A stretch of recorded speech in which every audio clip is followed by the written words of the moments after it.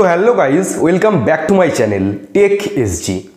তো দেখো বন্ধুরা, আপনারা যখন একটা নতুন ইউটিউব চ্যানেল ওপেন করেন বা ওপেন করবার কথা চিন্তা করেন, তখন কিন্তু আপনারা ইউটিউব সম্পর্কে সেরকম নলেজ আপনাদের থাকে না যে কোনটা প্রথম করতে হবে, কোনটা প্রথম করা যাবে না। এটা সম্পর্কে আপনাদের নলেজটা কিন্তু অনেকটাই কম থাকে। আমি বেশিরভাগ চ্যানেলকে নোটিস করছি তারা ইউটিউব সম্পর্কে সেরকম কিছু জানে না। কারণ দেখো, 2025 কিন্তু আসতে চলেছে। আপনাদের যদি এখন নতুন করে ইউটিউব চ্যানেল ক্রিয়েট করতে হয়, তাহলে কিন্তু আপনাদের বেশ কিছু নলেজ কিন্তু থাকতে হবে।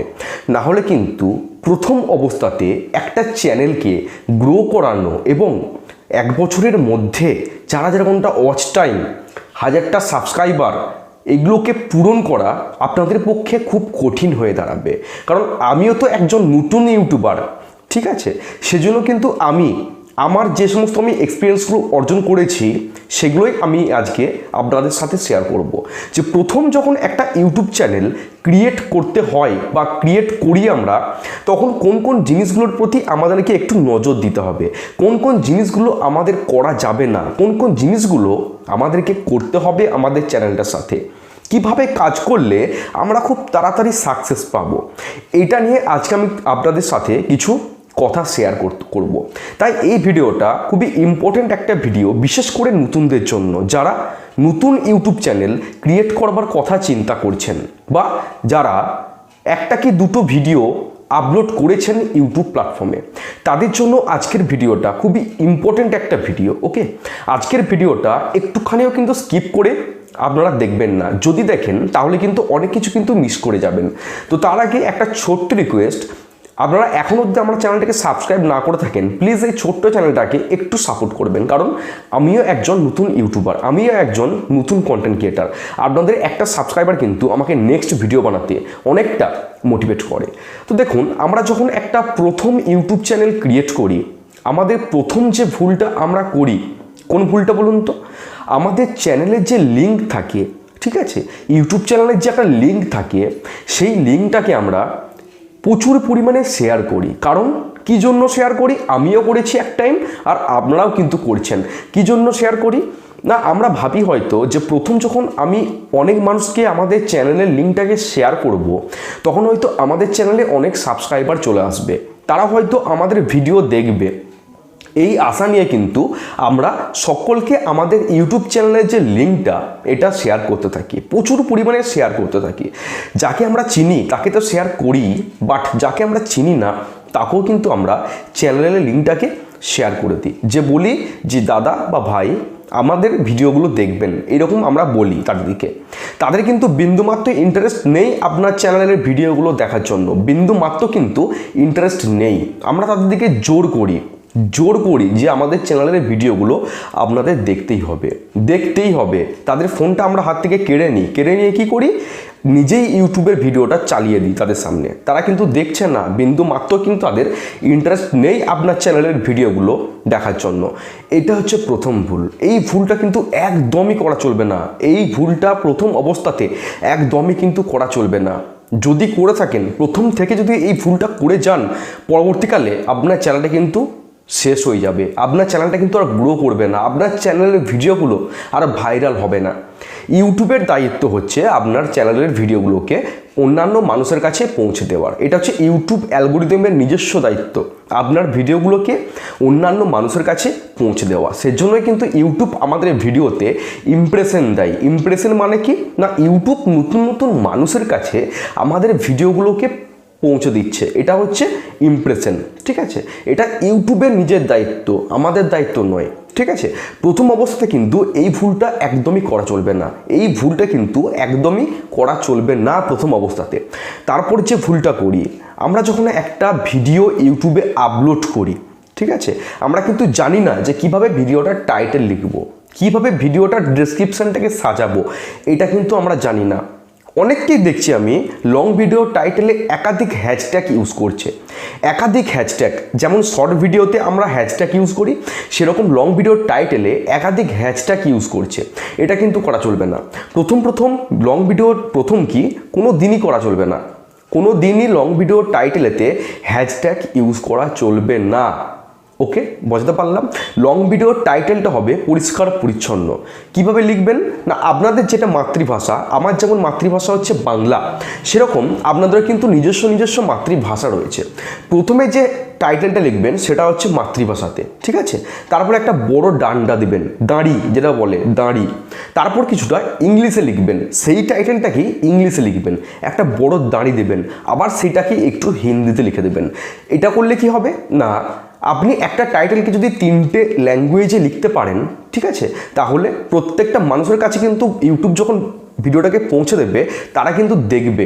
যারা বাংলা বোঝে তারাও বুঝতে পারবে, যারা ইংলিশ বোঝে তারাও বুঝতে পারবে, যারা হিন্দি বোঝে তারাও কিন্তু বুঝতে পারবে। এইরকম করে কিন্তু টাইটেলটাকে লিখতে হবে। আপনারা একটু দেখবেন, একটু বড় বড় চ্যানেলগুলোকে দেখবেন ইউটিউবে, আপনাদের নিজস্ব ক্যাটাগরি অনুযায়ী, মানে আপনারা যে টাইপের ভিডিও বানানোর কথা চিন্তা করছেন, যে ক্যাটাগরি নিয়ে, সেই টাইপের বড় বড় ইউটিউব চ্যানেলগুলোকে একটু দেখবেন। তারা কীভাবে টাইটেল লিখছে, তারা কীভাবে ভিডিওটা আপলোড করছে, তারা কীভাবে ভিডিওটাকে বানাচ্ছে, কীভাবে তারা ভিডিওটাকে আপলোড করছে ইউটিউবে, কিভাবে থাম্বনেল বানাচ্ছে, একটু দেখবেন। না দেখলে কিন্তু আপনারা শিখতে পারবেন না। অনেকের একটা আমি ইগো দেখেছি যে আমি কারো কাছ থেকে দেখবো না, আমি হচ্ছে শের, আমি সব কিছু জানি। এটা কিন্তু ভাবলে চলবে না। আপনাদেরকে কিন্তু অন্যান্য ইউটিউবারকে ফলো করতে হবে, বড় বড় ইউটিউবারকে ফলো করতে হবে। তারা কিভাবে টাইটেল লিখছে, তারা কিভাবে ভিডিওটাকে শ্যুট করছে, কিভাবে তারা ভিডিওর সামনে ক্যামেরার সামনে দাঁড়িয়ে কথা বলছে, ভিডিওটা কিভাবে প্রেজেন্টেশন করছে মানুষের সামনে, সেগুলোকে শিখতে হবে। শিখে কিন্তু সুন্দর করে আপনাদের ভিডিওটাকে ইউটিউবে আপলোড করতে হবে একটা সুন্দর টাইটেল দিয়ে। কারণ ভিডিওটাকে ভাইরাল করানোর জন্য কিন্তু ভিডিওর টাইটেলটা হচ্ছে কিন্তু খুবই ইম্পর্টেন্ট একটা জিনিস।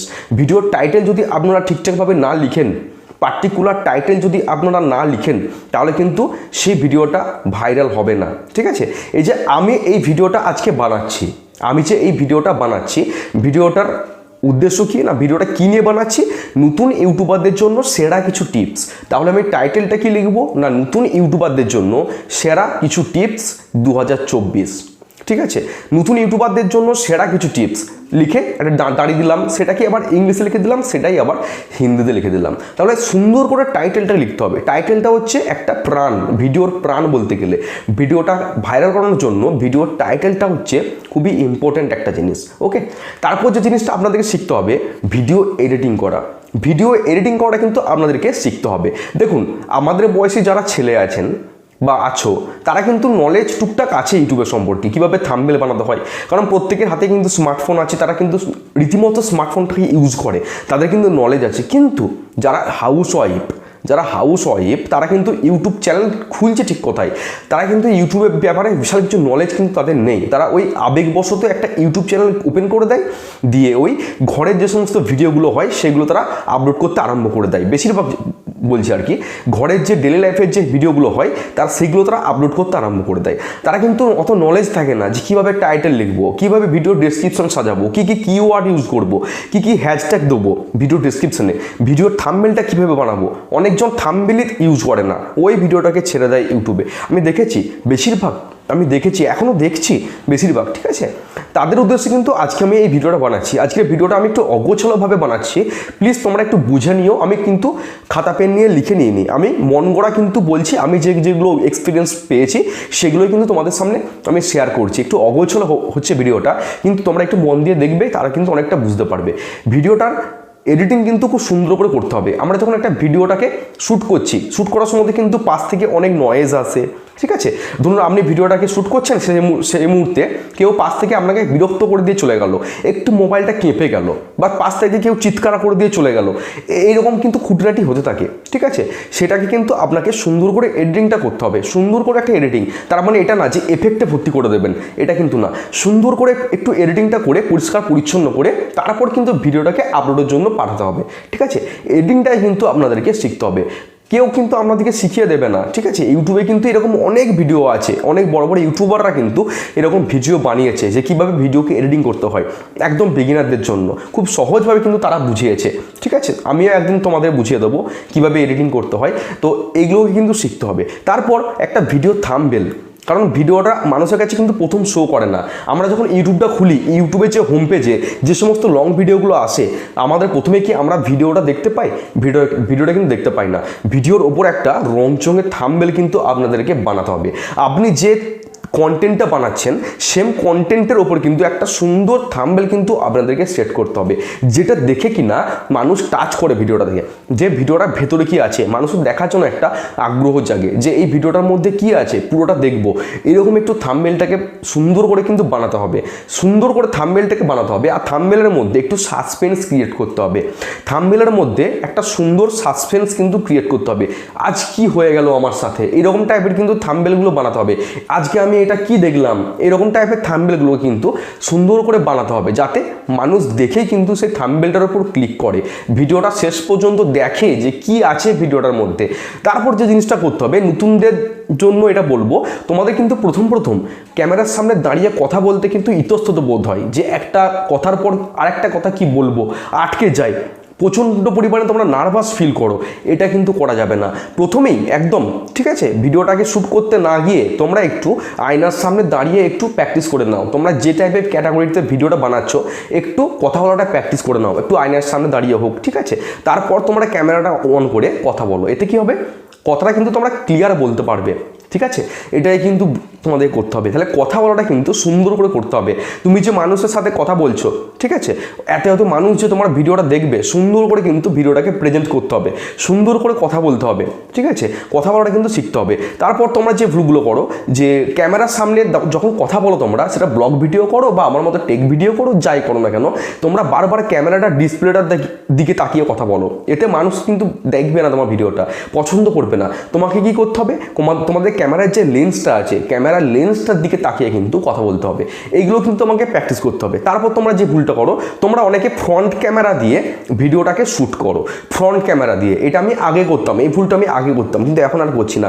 তোমরা সবসময় ফোনের ব্যাক ক্যামেরাটা দিয়ে কিন্তু মানে ভিডিওটা শ্যুট করবে। এতে কি হয়, যে কোনো ফোনের ফ্রন্ট ক্যামেরা থেকে ব্যাক ক্যামেরাটা একটু পাওয়ারফুল হয়, একটু সুন্দর হয়।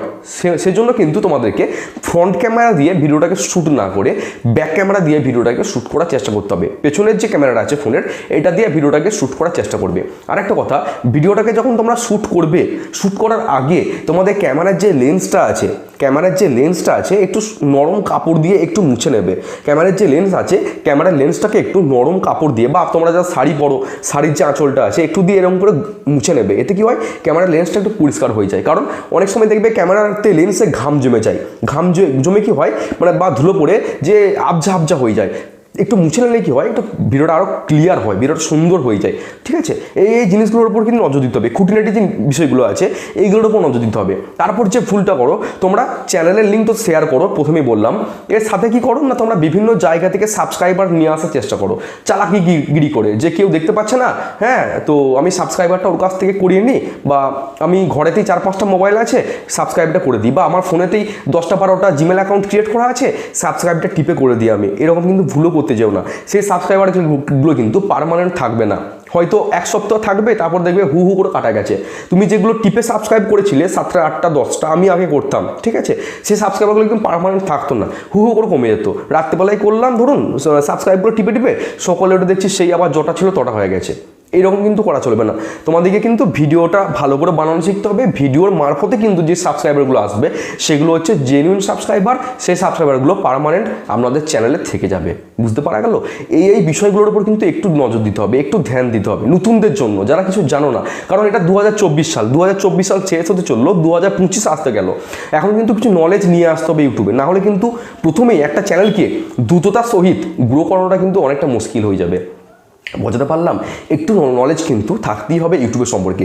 যে প্ল্যাটফর্মে আপনি কাজ করছেন, যে প্ল্যাটফর্মে আপনি প্রত্যেক দিন কাজ করছেন, সে তার যে নিয়মকানুনগুলো আছে, ইউটিউবের যে সমস্ত অ্যালগোরিদমের নিয়মকানুনগুলো আছে, গাইডলাইন যে সমস্ত পলিসিগুলো আছে, এইগুলোকে কিন্তু প্রথম আপনাদেরকে একটু মুখস্থ করতে হবে, একটু পড়ে নিতে হবে। এগুলো কিন্তু ইউটিউবের ভিডিও আছে, গুগলে সার্চ করলে গুগলেও পেয়ে যাবেন আপনারা, ঠিক আছে? একটু দেখে নেবেন যে প্ল্যাটফর্মে আপনারা কাজ করছেন, ঠিক আছে, সেই প্ল্যাটফর্মে যে সমস্ত নিয়মগুলো আছে সেগুলো কিন্তু আপনাদেরকে জানতে হবে। তারপর ভিডিও বানাতে হবে। তার মানে কখন যে কোন ভিডিওটাতে স্ট্রাইক পড়ে চলে আসবে কিন্তু কেউ বলতে পারে না। এখন কিন্তু ইউটিউব খুব কড়াকড়ি হয়ে গেছে, ঠিক আছে?